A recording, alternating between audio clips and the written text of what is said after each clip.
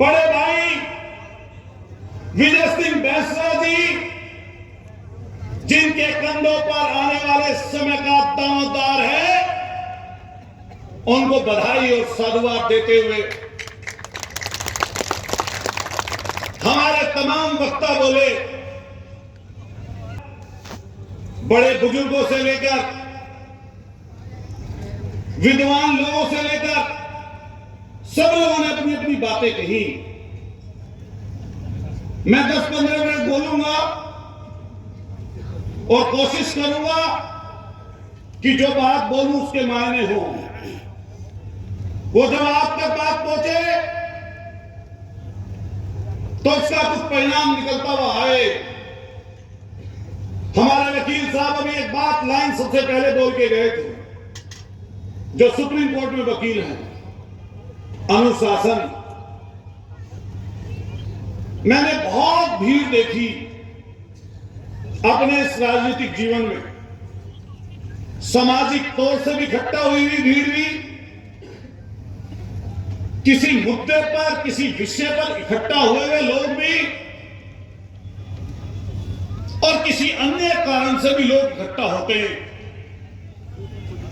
लेकिन भीड़, और ऐसी भीड़ जो अनुशासनहीन हो, वो चाहे 10 लाख की हो, उसका ना कोई मैसेज जाता है और ना कोई इसको स्वीकार करता है। इसलिए ध्यान रखना, जब भी आप इकट्ठा हो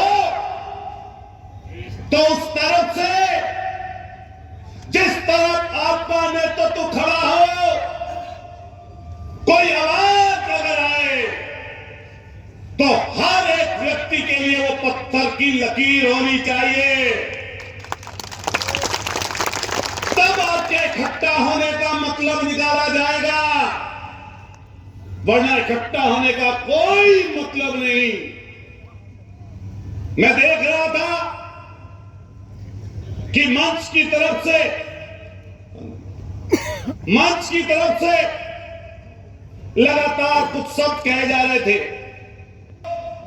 सुनते हैं, समझते हैं, लेकिन उसका अर्थ नहीं समझ पाते। यहां पर एलआईयू के लोग होंगे, यहां पर प्रशासन के लोग खड़े होंगे, यहां पर आपकी हर गतिविधि की खबर 140 किलोमीटर दूर, 150 किलोमीटर दूर सरकार का नेतृत्व करने वाले बड़े से बड़े अधिकारी और बड़े से बड़े नेता समाज सुन रहे होंगे। तो यहां से आपका जो मैसेज जाएगा वो ना केवल आपके प्रदेश बल्कि देश के प्रत्येक हिस्से तक जाएगा। ये वो धरती है जिसमें 76 लोगों की शहादत का लहू शामिल है। हम तो छोटे थे, लेकिन हमने उस आंदोलन को नजदीक से देखा, उसे नजदीक से देखा। जब आपका यह आंदोलन यहां पर था, आजान बोल देवनगर नारायण भगवान की जय। मुट्ठी बंद करो, जोर से बोले करो मत। बोलो देव नारायण भगवान की जय। मुट्ठी बंद करो, हाथ एक है, आवाज दो, आवाज दो। बाबू ये बैठ जाओ, आपकी बात सुनो, आप भाव करो। भैया यहाँ घूम जाओ। तो आप सब जितने लोग हैं यहाँ पर, इस बात को समझना और मानना, कोई बात नहीं।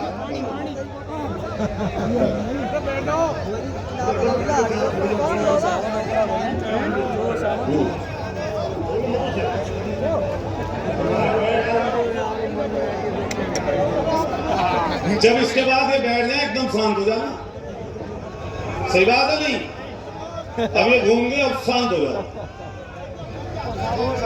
तो मैं सरकार की बात कर रहा था जी, हमारे जो संचालन कर रहे हैं, आपको सिर्फ जयपुर की सरकार नहीं सुन रही, आपको दिल्ली की सरकार भी सुन रही है, इसलिए यहां से जो फैसला आप लोगे वो न केवल राजस्थान बल्कि देश दुनिया तक सुना जाएगा।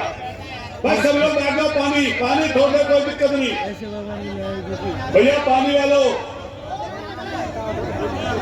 अरे तो वैसे भी गर्मी का क्षेत्र है, कहाँ इतनी दिक्कत मान रहे हो? मैं दूसरी बात बोलना चाहता हूं आपसे। एक होते हैं सामाजिक संगठन और एक होते हैं दल के संगठन। दोनों में आपको अंतर समझना पड़ेगा। ए भाई पानी वाला रुक जा, भाई रुक जा, तुम्हें लगा रखी भी पता मेरा भाई, रुक जाओ, से को बता दो, ये सुनेगा भी नहीं इसको लाल चेहरा। और एक होता है राजनीतिक संगठन और दल, उसका मतलब सबको समझना चाहिए। राजनीतिक दल में बैठे हुए नेता की मजबूरी होती है कि वो सरकार के खिलाफ और जिस दल पार्टी में हो उसके नेता के खिलाफ नहीं बोल पाता। लेकिन सामाजिक संगठन के व्यक्ति के ऊपर कोई भार या कोई किसी तरह की ऐसी ताकत नहीं होती जो उसे बोलने से रोक दे। तो इसलिए आप स्वतंत्र हो, जो चाहो सरकारों के खिलाफ वो बोलो, गाली नहीं देनी, लेकिन अपनी बात तो मनवानी है ना। सरकारों ने धोखा दिया, एक सरकार की बात नहीं कर रहा, सरकारों ने धोखा दिया, तभी 50 के टेम्परेचर पे यहां पर आप लोग इकट्ठा हो। अगर सरकार धोखा ना देती तो आप इकट्ठा थोड़ी ना होते। धोखा दे रहे थे इसलिए इकट्ठा हुए हो। इसलिए जो आपकी 11 सूत्रीय मांग है, चाहे वो 9वीं अनुसूची की हो, चाहे वादा खिलाफी की हो, और चाहे 11 की 11 मांग जो आपकी है, अगर उस मुद्दे पर आपके साथ किसी राजनीतिक दल का व्यक्ति, किसी पार्टी का व्यक्ति, किसी सरकार का व्यक्ति आपके साथ खड़ा होता है तो वो आपका सच्चा मित्र है।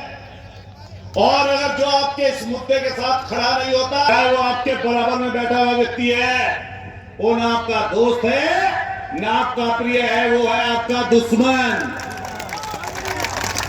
इसलिए सरकारें आती हैं, सरकारें जाती हैं, विधायक लोग बनते हैं, सांसद लोग चुने जाते हैं, लेकिन समाज पहले भी था, आज भी है और हमेशा जिंदा रहेगा। इसलिए समाज से बड़ा ना कोई संगठन, ना कोई दल, और ना कोई विधायक, ना सांसद, ना कोई मंत्री। और ऐसा तो मुझे लगता नहीं कि जब आप टेबल पर जाओ, इतने लोगों की शहादत हो, इतने लोगों की कुर्बानी हो, इतने पढ़े लिखे लोग हों, कोई अधिकारी, कोई मंत्री आपको बहका लेगी। आप खुद ही बहकना चाहो कोई आदमी तो बहक जाना, लेकिन किसी अधिकारी की कोई हिम्मत नहीं है। अधिकारी को पढ़े लिखे की थोड़ी नॉलेज उनकी किताबों की हो सकती है, लेकिन जरूरी नहीं है कि सामाजिक नॉलेज आपसे और हमसे ज्यादा किसी अधिकारी को हो। बताओ बात सही है गलत है? इसलिए बातचीत के रास्ते तो हमेशा निकाल के रखने चाहिए। आपकी तरफ से मसौदा पढ़ा जाएगा। मैं तो बस इतनी दूर से इसलिए चल के आया कि पता चला कि वे गुर्जर समाज की बड़ी मीटिंग होने जा रही है। लड़कों ने कहा, कई लोगों के मैसेज प्राप्त हुए कि वे आपको भी आना चाहिए। तो मेरे मन में भी ये बात, इसको आप ये मान लीजिए कि कुछ ज्यादा लगाव है, या ये मान लीजिए कि मैं भी आपका ही खून हूं, तो हमें यहां पर आना पड़ेगा। जहां तक राजनीतिक आकांक्षाओं की बात है, हमने अपने दम पर, अपनी मेहनत के दम पर उसी जगह अपना एक मुकाम पा रखा है। तो जब भी हम लोग कहीं पर आएंगे तो आपको एकजुट करने के लिए आएंगे, ना कि किसी को बखेरने के लिए। उम्र हमारी कम हो सकती है, लेकिन बहुत सारा समय ऐसा देखा जिसमें परेशानी, दिक्कत, अन्याय, कष्ट देखा है। जब आरक्षण की बात आती है विजय भाई, तो आरक्षण की जरूरत क्यों पड़ी? क्यों हम आरक्षण की बात करते हैं? हम इसलिए आरक्षण की बात करते हैं क्योंकि कुछ चुनिंदा लोगों ने, जिनकी संख्या कम है, हमारे और आपके हकों को कब्जा कर लिया। वो उन पदों पर, नौकरियों पर कब्जा करके बैठ गए। मैं जनरल कास्ट की बात ना करते हुए, SC ST की बात भी करते हुए, लेकिन पहले OBC की बात करते हुए कहना चाहता हूं, कितने दशक पहले मंडल कमीशन आया, 89 की VP सिंह सरकार ने उसको लागू किया, लेकिन कोई बता दे पढ़ाई का व्यक्ति, क्या आज भी वो पूरी तरह से कहीं पर लागू है? कहीं यूनिवर्सिटियों में, कहीं बड़े पदों पर, कहीं जुडिशरी में आप 27% छोड़िए, अगर सबका समावेश कर लें तो बड़े ओहदों पर 5% भी OBC के लोग विराजमान नहीं हैं। लड़ाई की जुट इसलिए आन पड़ी, जो वादा